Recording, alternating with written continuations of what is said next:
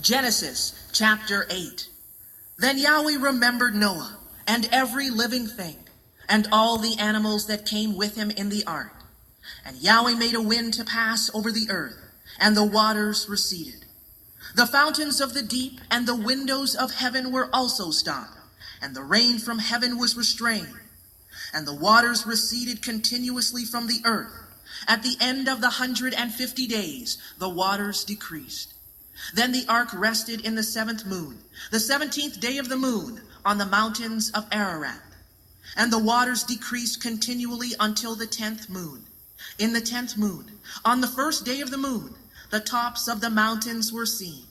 So it came to pass, at the end of 40 days, that Noah opened the window of the ark which he had made.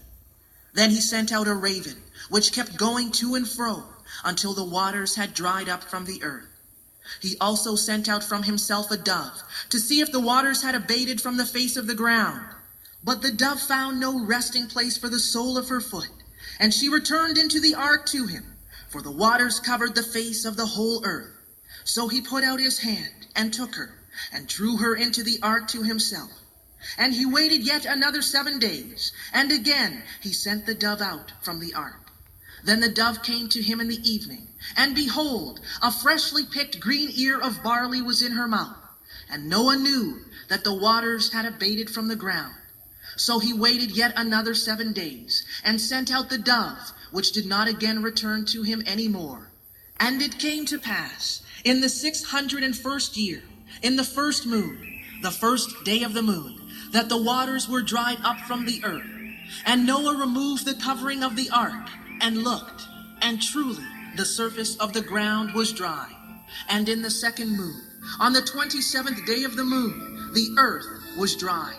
Then Yahweh spoke to Noah, saying, Go out of the ark, you and your wife, and your sons, and your sons' wives with you.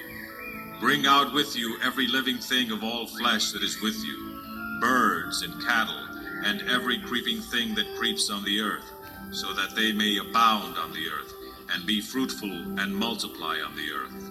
So Noah went out, and his sons, and his wife, and his sons' wives with him, every beast, every creeping thing, every bird, whatever creeps on the earth went out of the ark.